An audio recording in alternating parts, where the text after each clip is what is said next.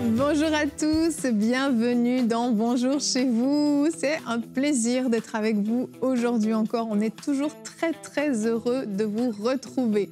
Alors aujourd'hui, on va parler d'échecs quand tout semble perdu. Et je pense que vous savez de quoi je parle. Il y a des situations qu'on traverse, on a l'impression que c'est fini. On a touché le fond, c'est terminé, il n'y a plus d'espoir. Eh bien, nous voulons vous encourager. Aujourd'hui, l'échec n'est pas une finalité. Et je suis accompagnée d'Aurélie et de Yanis Gauthier. Salut! Hello! Ça va tous les deux? Oui, je suis très contente de faire une émission avec Yanis. C'est cool, hein? On aime bien t'avoir sur le plateau. J'aime bien être là aussi. J'aime parce que t'amènes... Les thèmes prennent une saveur différente avec toi. Oui, tu as un regard différent. Non, vraiment, tu as un regard différent sur les situations qui est toujours super intéressant, je trouve. Et il a plein de punchlines quand même aussi. Ah ouais, hier, il en a une bonne. La foi est l'antidote à la peur, c'est ça? Ah, t'as vu, ça marche, n'empêche, hein, les punchlines, on mémorise. Hein. Ah, c'est fait pour. C'est fait pour. Ah, c'est vrai. Je crois que c'était juste un style que tu te donnais. C'est pour impacter les consciences. Merci, je suis au courant. La preuve, tu t'en souviens. Ben oui, ça a marché. Alors Yanis, aujourd'hui, tu seras notre coach. Tu vas nous dire comment se reconstruire après un échec. Pas toujours facile. Non, c'était un thème mais que tu avais avec Dieu, à c'est cœur. possible. Hein. Tu avais à cœur de bien ça, pas toujours facile, mais avec Dieu, c'est possible. Ouais, c'est un peu moins bien. Entraîne-toi encore un petit peu. Non, mais c'est ton thème, hein. C'est pas moi qui te l'ai donné, c'est le thème que tu m'as proposé. Oui, je sais. C'est un thème que je porte. Oui, parce qu'on aurait pu m'appeler échec, finalement. Oh, heureusement que Dieu m'a recyclé. On t'appelle réussite, maintenant. Dieu m'a recyclé. Ah ouais, recyclé. Ouais, j'aime bien l'image. Bon. Recyclé. Ouais, tu as été broyé, malaxé et reformé. L'œuvre de Dieu dans ma vie n'est pas humaine, mais elle est divine. Oh Mr. Punchline. Tu m'inspires, vous m'inspirez. Tu sais l'effet bonjour chez vous, ça. C'est ça. Allez, on va commencer tout de suite. Si vous traversez un échec, vous en avez vécu un et vous sentez encore l'ombre de cet échec vous poursuivre, cette émission est pour vous. On avance avec la pensée du jour.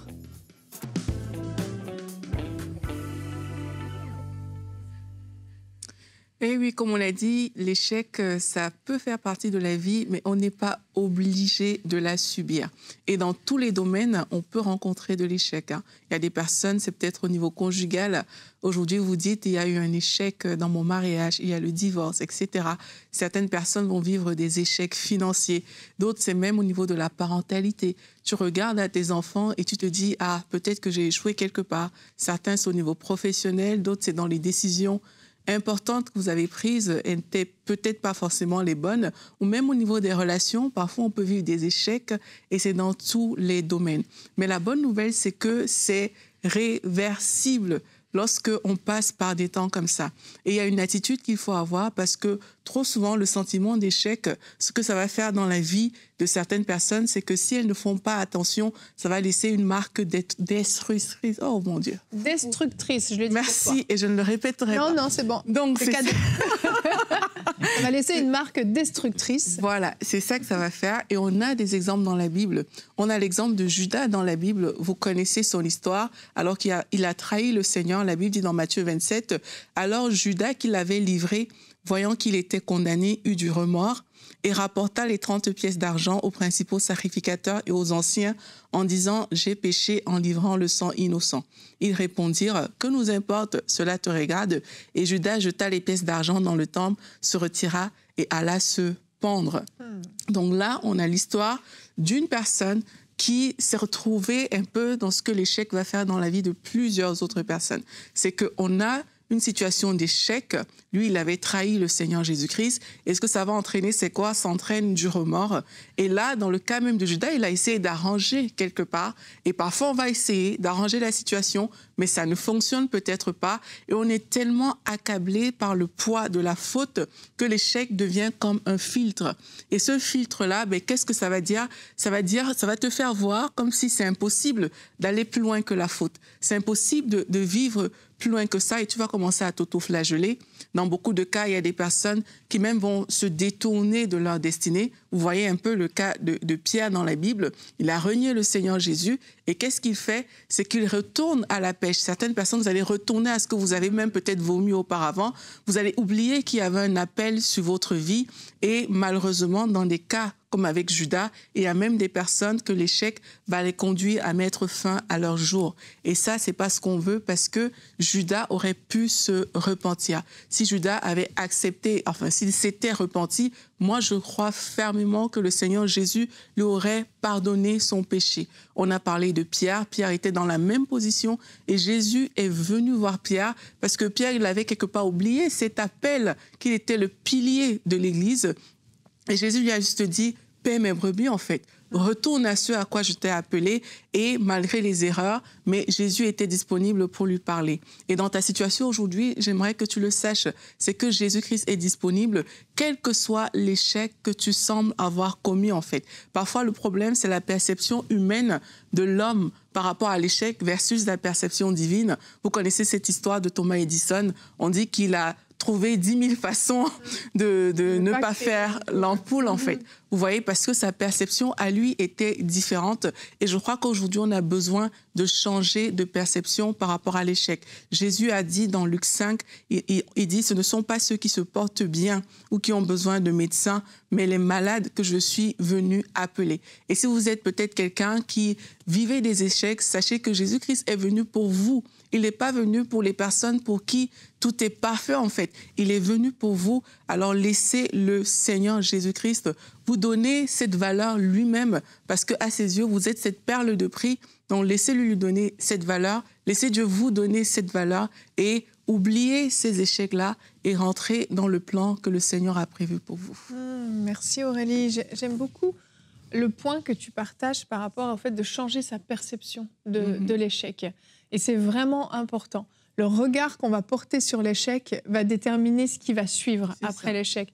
Et tout au début de Bonjour chez vous, ça fait des années, puisqu'on a commencé à tourner Bonjour chez vous en 2017, je le rappelle, on avait fait une émission, je me souviens, on avait dit que l'échec était un tremplin vers la réussite, en fait. Et ça m'avait marqué, parce que ça n'avait aucun sens dans ma tête de dire que l'échec est un tremplin vers la réussite. Non. Des années plus tard, je peux le dire avec assurance, oui, mes échecs ont été un tremplin vers ma réussite. Pourquoi ? Parce qu'on apprend dans l'échec. L'échec est formateur. Personne qui a gravi des échelons, qui a accompli des grandes choses, n'a vécu d'échecs avant. On en vit toujours, en fait. Tout le monde a traversé des échecs. Et plus tu vas monter haut, plus tu vas devoir vivre des échecs. Et à chaque échec, tu as le choix de te relever, de continuer, de te dire « Ok, qu'est-ce que cet échec m'apprend ? Qu'est-ce que je ne vais plus faire ? Qu'est-ce que je peux retirer de bon de cet échec ?» et décider « Ok, maintenant j'ai grandi, j'ai appris, je peux monter plus haut. » C'est toute la différence. Et notre verset du jour, qui est dans le psaume 37 au verset 23 et 24, nous dit que l'Éternel affermit le pas de l'homme. Il prend plaisir à sa voie. S'il tombe, parce que ça va arriver, s'il tombe, il n'est pas rejeté, car l'Éternel lui prend la main. Et mardi, avec toi, Aurélie, on a parlé de se pardonner soi-même. Et je crois que c'est quelque chose qui est indispensable dans l'échec. Au lieu d'être là, de s'accabler, de s'auto-flageller, de se condamner, de redéfinir notre identité, redéfinir qui on est, tout est renversé. C'est comme si on ne valait plus rien parce qu'on a échoué. On peut choisir de dire, bon, on reconnaît, on a échoué. S'il faut se repentir, on se repent. S'il faut demander pardon, on demande pardon. On pose les actions qu'il faut. Je ne dis pas qu'il faut faire comme si de rien n'était, pas du tout. On assume. On a vécu un échec, il faut l'assumer. S'il faut réparer, on répare. Mais ensuite, une fois que c'est fait, on peut passer à autre chose et passer à l'étape supérieure et se dire, cet échec m'aura fait grandir. J'ai eu mal, mais ça m'a fait grandir quand même. D'ailleurs, toutes les personnes qui réussissent, il y a un gros pourcentage d'échecs. On parlait de Thomas Edison, mais il y en a plein, des sportifs, des gens qui ont réussi dans les affaires. Leur vie est jalonnée d'échecs, en fait. Mais l'échec, c'est une leçon. C'est une leçon. Oui, c'est clair. Tu viens de résumer en une phrase ce que ça fait 10 minutes que je dis, ça m'énerve. L'échec, c'est une leçon, c'est ça. Oui, c'est un bel apprentissage. Et ce qu'Aurélie a dit, c'est très juste. C'est très juste. Maintenant, est-ce que c'est une fatalité? Non, bien sûr que non. Et en plus, j'aimerais dire à quelqu'un, en fait, que tu n'es pas ce que tu fais. Parfois, on pense que ce qu'on fait nous définit, en fait. Tu n'es pas ce que tu fais, en fait. C'est ça. Tu es ce que tu es par la grâce de Dieu. Et parfois, on oublie ce genre de choses. Et je le dis parce que, tu vois, par exemple, le Judas, aujourd'hui, on dit tu es un Judas. On veut dire à quelqu'un que tu es un traître. On lui dit tu es un Judas. Ça veut dire que l'identité même de Judas est rentrée dans le vocabulaire commun. C'est fou, hein. Tu vois, et parfois, c'est comme ça qu'on se voit. C'est que tout de suite, ça affecte ton identité, ce que tu as fait. Et c'est normal même de faire des erreurs. C'est normal d'échouer à certains niveaux. Tu vois, parce qu'on n'a pas toujours toute la sagesse qu'on aimerait avoir dans certaines situations. Mais la bonne nouvelle, c'est qu'on est ce qu'on est par la grâce de Dieu. Et ça, même Paul, dans la Bible, tu vois, il a fait quand même beaucoup de choses terribles. Mais lui-même, il a dit qu'il est ce qu'il est par la grâce de Dieu. Il aurait pu se limiter à « OK, voici ce que j'ai fait de mal, j'ai tué tout le temps, etc. » Mais par la grâce de Dieu, il a changé. Et il faut accepter, en fait, que l'échec ne nous retienne plus. Il faut accepter d'aller de l'avant. Il faut accepter de se dire « OK, c'est arrivé, je n'avais pas peut-être toute la sagesse nécessaire ou toute la connaissance nécessaire pour pouvoir percer dans ce domaine. Mais qu'est-ce que ça m'a appris? Voici ce que ça m'a appris. Voici ce que je retire de là. Et voici, je choisis d'avancer en ayant maintenant cette connaissance, cette compréhension que, OK, voici le chemin que je ne dois pas prendre pour telle chose. Et voici un meilleur chemin à prendre. Et même si ce chemin-là encore, et ça ne fonctionne pas, on tire des bonnes leçons. Ça me fait penser à ma Bible. C'est que quand je regarde ce qui se passe dans la construction du projet Ma Bible, plusieurs fois, on a tenté des choses qui n'ont pas forcément abouti à ce à quoi on s'attendait. Mais aujourd'hui, on comprend qu'on a trouvé, on a vu différentes façons de ne pas faire ce projet-là comme on aurait pensé le faire dès le départ. Et maintenant, plus on va avancer dans la réalisation du projet, on saura avec certitude que non, ça on ne fait pas, ça on ne va pas faire, mais ça on peut le faire, parce que c'est ça qui marche au final. Donc je pense que c'est vraiment une question de perception. Peut-être qu'aujourd'hui, vous avez des difficultés dans un certain domaine, mais qu'est-ce que vous avez appris de ces choses? Qu'est-ce qui n'est plus à refaire? Ne le refaites plus. Et qu'est-ce qu'il y a à faire? Avancer dans cette direction-là. Clairement, clairement. Yanis, je pense qu'on a besoin de solutions, donc je me tourne vers toi. On va commencer la rubrique Conseil du coach. Si tu es prêt, on va voir comment se reconstruire après un échec.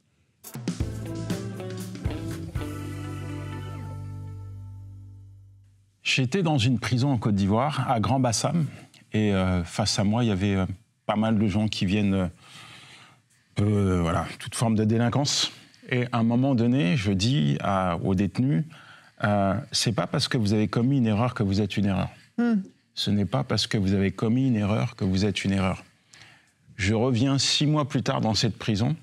La directrice avait écrit cette punchline dans la cour de la promenade. C'est vraiment Mr. Punchline. Mais magnifique. C'est court, c'est concis, c'est direct, mais derrière ça, c'est tellement vrai. Tellement. Tellement vrai. C'est pas parce que tu as commis une erreur que tu es une erreur. On parle d'échec. Et alors qu'on était en train de discuter, bon, c'est vrai que je vais parler un peu de Pierre, tu m'excuses, hein, Aurélie. Elle fait toujours ça, t'inquiète pas. Je sais qu'elle a... Moi, je parle de qui tu veux. Tu voles les notes de nos invités. Avant les tournages. Mais, je me posais certaines questions par rapport à l'échec, parce que c'est vrai qu'en surface, comme ça, l'échec, c'est le tournant de la réussite, l'échec, c'est un levier, c'est un tremplin, etc. C'est très, très sommaire, en fait. C'est très sommaire. Excuse-nous. Non, pas du tout, pas du tout. C'est juste ce que tu as dit, mais c'est sommaire dans le sens où, parfois, il y a des échecs qui amènent une personne à se supprimer. Oui. Il y a des gens qui se suicident parce qu'il y a un constat d'échec. Je me souviens, il y a quelques années déjà, il y a un célèbre chef cuisinier, Bernard Loiseau, à qui on a enlevé une étoile Michelin. Et pourtant, on en avait d'autres. Hein. Mais c'était tellement un échec qu'il a pris un fusil, il s'est supprimé. Quelle horreur. Et donc, derrière, il y a ce que le diable fait aussi au travers d'un échec, au travers de la perception qui va générer en nous de cet échec. Et Judas s'est suicidé. On voit Élie qui, à un moment donné, lui, il voit en tout cas un échec, alors que tout le monde parle d'une victoire éclatante face au prophète de Jézabel. Mais lui, il sombre dans la dépression, et puis je ne suis pas meilleur que mes pères, et puis il demande la mort. Donc, derrière un échec, il peut y avoir des vies brisées, détruites. Et je connais des personnes qui, malheureusement, ont échoué. Et leur échec n'est pas rattrapable. Leur échec n'est même pas une leçon. Leur échec est lié à une erreur. Et comme tu le disais, Aurélie, vient l'auto-flagellation. Il ferme la porte à la restauration. Et puis, parfois, c'est la chambre noire, c'est la dépression, c'est les antidépresseurs pour mieux accepter et vivre avec cet échec, ce sentiment terrible de culpabilité, mais il ne se relève pas. Quand on voit Élie, quand Dieu intervient, il le sort de la grotte. Les enfants de Dieu n'habitent pas dans une grotte, mais sur les sommets. Et peut-être que tu as échoué, peut-être que tu es dans une grotte, dans un endroit sombre, dans tes pensées, tout est saccadé, tout est noir, et tu te dis, mais je ne suis rien, je ne vaux rien. Alors on revient à Pierre, quand Jésus va venir le voir, il ne va pas venir le juger, l'accuser, mais le restaurer. Pierre, m'aimes-tu? Et ça, c'est important. Dieu ne te voit pas au travers de tes échecs, mais au travers de qui tu es. Et ça, c'est fondamental. C'est pas parce que tu as essuyé un échec que tu es un échec. En fait, l'échec, c'est un résultat. Un résultat. Alors parfois, comme Thomas Edison ou comme d'autres, on en tire des leçons. Mais même si on ne peut pas en tirer des leçons, parce qu'il n'y a pas moyen de rattraper cet échec, il n'en demeure pas moins que l'échec ne te définit pas. L'échec n'atténue en rien la personne que tu es aux yeux de Dieu. Et Dieu ne te voit pas au travers de tes échecs, mais au travers de son amour, au travers de qui tu es. Pierre n'est pas parfait. Pierre n'est pas parfait. Moi, ce que j'aime avec Pierre, alors Matthieu 16, verset 18, tout le monde connaît ce texte. Moi, je te dis, tu es Pierre, et sur cette pierre, je bâtirai mon église. Et ce qui est vraiment incroyable, c'est que Jésus, avant le début, connaît déjà la fin de l'histoire. C'est vrai. Il connaît la fin de l'histoire. Il sait à qui il a affaire. Il dit à Pierre, je vais bâtir mon église sur toi.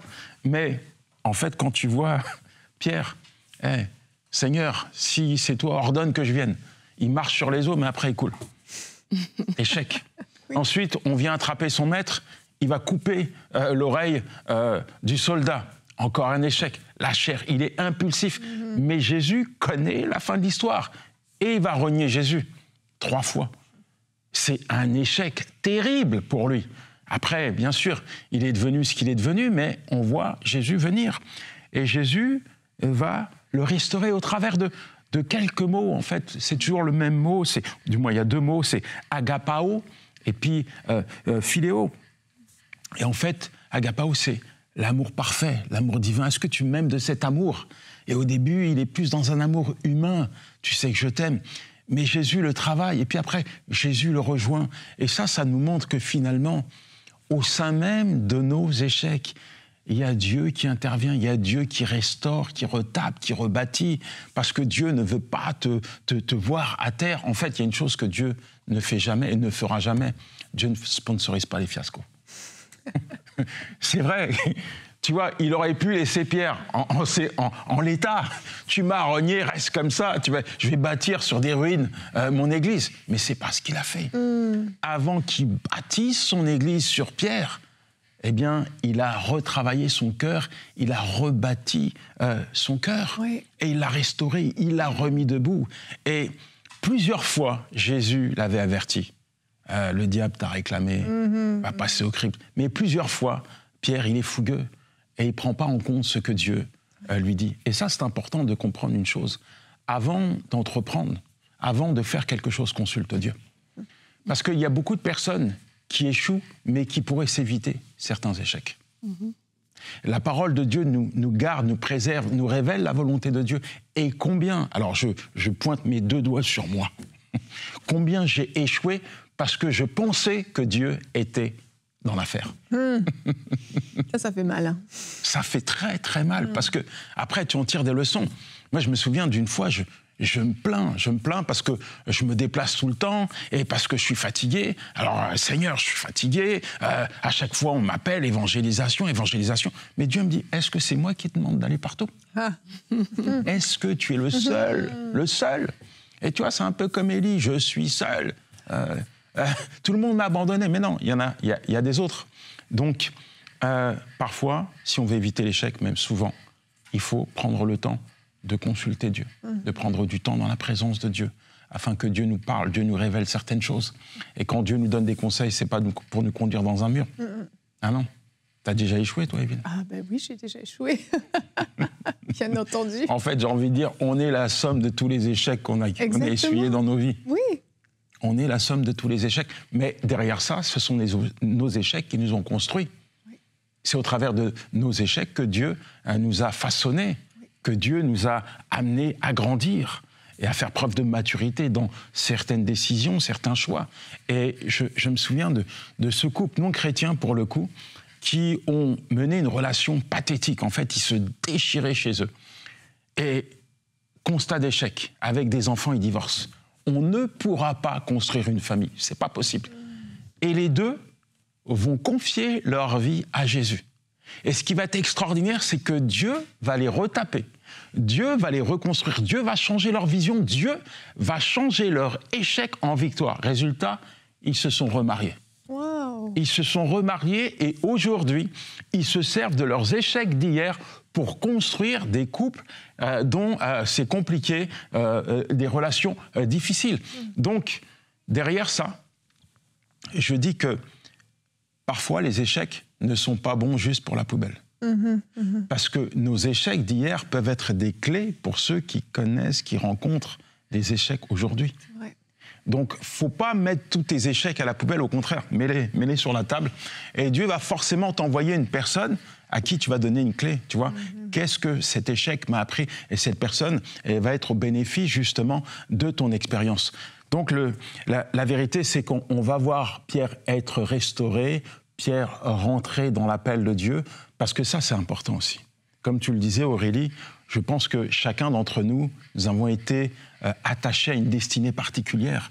Et sur la route, le chemin qui nous conduit vers cette destinée, vers l'accomplissement des projets de Dieu, malheureusement, il y a des échecs. C'est pas Dieu qui les envoie, c'est souvent nos choix, nos décisions, notre manque de discernement qui nous conduit dans des murs, dans des impasses. Heureusement que Dieu est là pour réajuster notre marche et faire en sorte que nous puissions entrer dans son appel. Nous voyons Dieu intervenir en faveur de Pierre, le restaurer et puis le renvoyer dans son appel. Et ce qui est beau, c'est que, alors, c'est pas une vérité. Ok. C'est un on-dit. Mais Pierre avait été tellement touché par son échec qu'apparemment, à chaque fois qu'il entendait un coq chanter, il pleurait. Oh. Je ne sais pas si c'est vrai, mais en tout cas, c'est certain. Oui, je crois qu'à chaque fois qu'un coq chantait, ça lui rappelait ses souvenirs. Oui, et on dit que lorsqu'il a été crucifié à Rome, il a voulu être crucifié la tête en bas. La tête en bas. Je pense, et ce n'est pas un jugement, c'est un fait, il nous faut faire preuve de discernement, parce qu'il y a des échecs que nous provoquons dans notre vie. Il y a des échecs que nous provoquons. Et Dieu nous donne des leçons, et parfois, on accepte aujourd'hui sa leçon, on se relève, on est restauré, et puis boum, on repart en arrière. Et notre dernière condition est pire que la première. Malheureusement, c'est un fait. Moi, j'ai vu des personnes rencontrer un échec, être restaurées, réparées par Dieu, et puis rééditées dans le même échec. Et je vois des gens brisés, détruits. Et parfois, les échecs amènent ces personnes à vivre une vie qui va à l'encontre, justement, de tout ce que Dieu veut, de tout ce que Dieu souhaite. Alors, va juste prier. Oui. Parce que c'est important que les personnes ne restent pas dans leur échec, mais laisse plutôt Dieu leur parler, laisse Dieu peut-être venir vers toi, te restaurer. Peut-être qu'il y a un mot, une parole que tu as besoin de la part de Dieu. Alors je veux juste prier pour toi, dire Seigneur, merci pour ton enfant qui est là. Tu connais sa vie, il n'y a rien qui t'échappe. Tu connais son état, tu connais, Seigneur, ses échecs. Et alors que nous avons parlé d'échecs, nous avons également parlé de la restauration que tu opères, parce que tu ne souhaites pas, tu ne veux pas, Seigneur, qu'on reste à terre. Tu veux nous remettre debout, nous réparer, nous restaurer et nous renvoyer dans la mission que tu nous as confiée. Je prie pour ton enfant afin qu'il puisse réaliser qu'au sein même de ces échecs, tu es présent. Que tu viens, Seigneur, maintenant à lui, afin de lui donner, Seigneur, tout ce dont il a besoin pour reprendre, Seigneur, le chemin que tu as tracé pour le conduire vers sa destinée. Merci, Seigneur, parce que tu le fais. Comme tu l'as fait dans tant de vies, tu agis maintenant dans la vie de ton enfant. Dans le nom de Jésus. Amen. Amen. Amen. Yanis, rapidement, parce que ton histoire, tu l'as dit, tu parles de toi-même un peu. Hein, Dieu t'a recyclé, tu le dis souvent. Qu'est-ce qui t'a permis de complètement te relever? Tu as eu besoin de te pardonner, de faire la paix aussi avec ton passé, puis de te dire, bon ben voilà, ça a été ma vie et c'est autre chose maintenant? En fait, pendant un certain temps de ma vie, pendant 10 ans, j'ai mis mon passif à la poubelle. Parce que je voulais marcher en... Clean. C'est toi qui étais dans la cité en train de vendre. Non, c'est pas moi, je vais à l'église. C'est mon sosie. Et puis après, j'ai fait la part des choses et puis j'ai surtout réalisé ce que je viens de dire tout à l'heure, c'est que, alors, c'est pas un exutoire, je vais pas l'appeler comme ça, mais pour moi, si je dois tirer satisfaction de mon passé, c'est de voir Dieu utiliser mon passif pour aider d'autres personnes qui sont dans les mêmes travers que j'étais hier. Et quand Au lieu de l'ignorer et de faire un genre de déni, finalement. Oui. Et je pense qu'aller témoigner dans les prisons, aller témoigner dans les quartiers, ou aller témoigner à des gens qui ont tellement besoin de voir Dieu agir, mais au travers aussi d'un vécu, ça leur donne justement un point de contact pour se dire, s'il l'a fait pour toi, il peut le faire pour moi. Exact. Et on a fait une émission, je pense, sur l'échec aussi, et il y a Nadège qui a dit quelque chose qui m'a beaucoup interpellée, c'est que quand tu es dans une position d'échec, et elle a comparé ça au GPS. Elle a dit que de la même manière que lorsque tu te perds, le GPS, il te prend dans ta position où tu es pour recalculer le chemin. Le GPS ne te demande pas de rentrer d'abord chez toi, refaire un certain trajet. C'est dans la position où tu es que le GPS va recalculer. Et c'est comme ça que Dieu agit avec nous aussi. C'est que dans la position dans laquelle tu es aujourd'hui, même s'il y a un échec par lequel tu es en train de passer, Dieu, dans cette position-là, il va te prendre en fait. Et lui, il va recalculer les choses pour justement t'amener vers ta destinée. C'est pour ça qu'il faut se tourner vers Dieu. Parce que si tu as un GPS, tu n'as pas de connexion, il ne te repositionne pas. Tout à fait. On est d'accord. C'est dans la table avec Annabelle. On va parler de ça. Oui. Si ça vous intéresse, c'est une émission qui a été faite dans la table avec Annabelle sur l'échec également, si vous voulez aller plus loin. Merci Yanis, en tout cas, c'était très très intéressant et surtout encourageant. J'espère que vous avez été fortifiés, encouragés et que vous êtes capable de passer par-dessus cet échec et de ne pas rester là où vous êtes. Alors demain, Yanis sera encore avec nous. Prépare le terrain au miraculeux dans ta vie. Ouh, ça va être fort. On va parler des prières qui n'échouent jamais. Alors on se donne rendez-vous demain. Merci d'avoir été avec nous et bonjour chez vous.